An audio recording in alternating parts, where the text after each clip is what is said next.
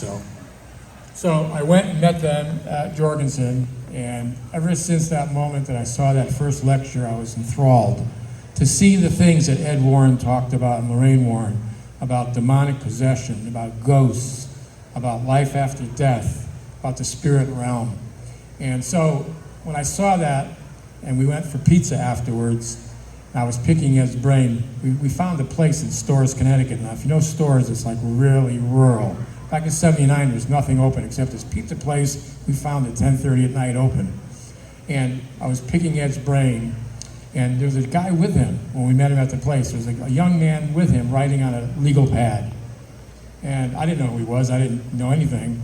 And as I'm talking to Ed, this guy interrupts and says, "Ed, can I ask you about something about Amityville?" And he turns and looks at the guy and he goes, "Gerald, you're a real pain in the ass. I'm trying to have pizza." And I felt bad for the guy.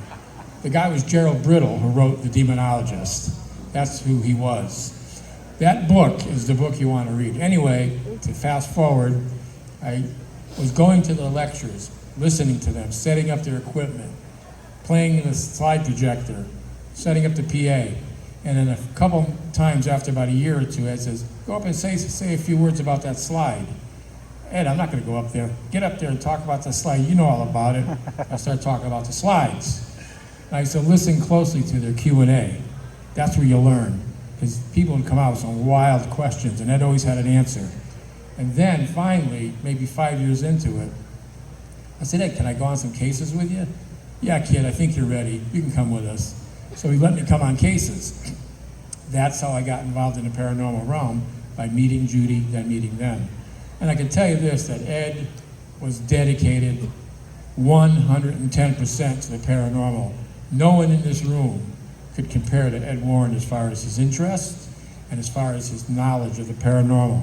I used to go over his house, and I remember he was a paranormal investigator since like the 50s, right? I'd go over his house in 1980 something. "Where's Ed?" I'd say to Lorraine, he's off the museum, he's in his office. I walk in and he's reading a book on the paranormal. Always studying the paranormal realm, always wanted to know more. Because he lived in a haunted house from age 5 to 12 in Bridgeport, Connecticut. And when he joined the Navy at age 17 in 1943, he said to Lorraine, who he had just met about a year earlier, he said, "When I get out of the Navy, Lorraine, I'm going to find out if anybody else had haunting phenomena happen to them like happened to me." That's how he started. He wanted to know more about what happened to him as a child. That's how he got involved. So my life with them was very intriguing, very interesting, and you're always learning. And anyone who tells you that they know all about the paranormal realm, walk away, because they're full of shit. Because Ed told me, he said, nobody knows all about the paranormal, not even me. And he said, we're not meant to know everything. He said, that's the mystery of the universe. God doesn't want us to know everything right now. We'll know the answers when we die, when our spirit goes and is with God. Then you'll start to know more. You'll start to learn a lot more. But until then, we still have a lot to learn, gradually chipping away at the paranormal realm, the paranormal phenomena, and what it really means. How many people here in the audience tonight believe that there are such things as ghosts or spirits?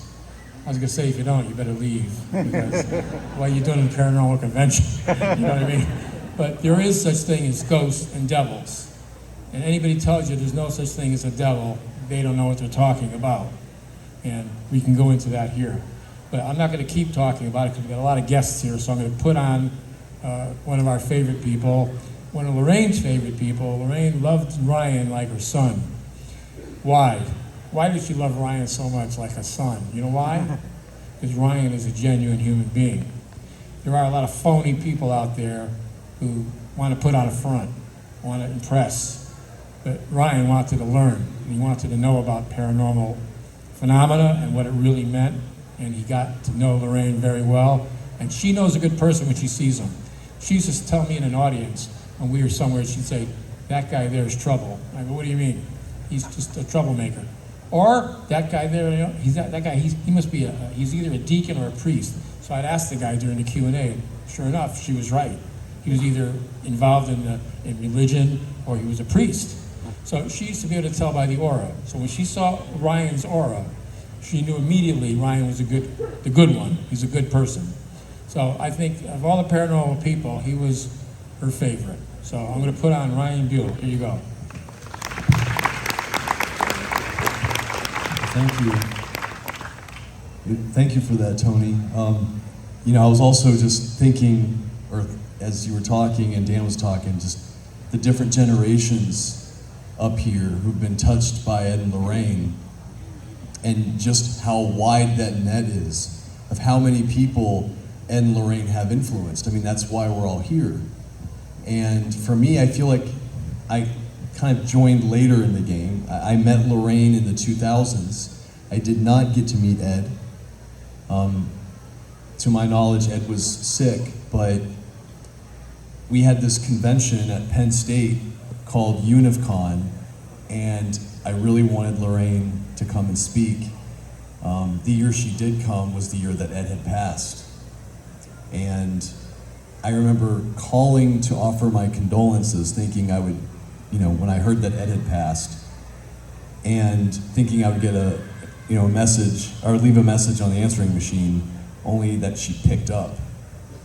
And so I gave her my condolences, assumed that she probably wouldn't want to come and speak at Penn State. And we ended up having this very deep, intimate conversation for hours. She had just lost her husband, but she still took the time to ask about me. She wanted to know about me and my story. And I was like, well, I'm already on the phone with her, so I told her how much her and Ed meant to me, right? I mean, I'm sure like many of you guys, I had a paranormal experience that changed my life. There's a reason why I dedicated much of my adulthood into going into dark buildings and investigating the paranormal. In a way, it was almost like cathartic for me. And if you read the books, Ed and Lorraine popped up all the time. And I knew one day I wanted to meet them. So here I am telling Lorraine on the phone about my experiences, and she took the time to listen and reflect feeling back to me about what that must have been like for me as a child. And here in this convention, I've had a lot of people talk to me or ask me what Lorraine was like, and I said genuine and authentic.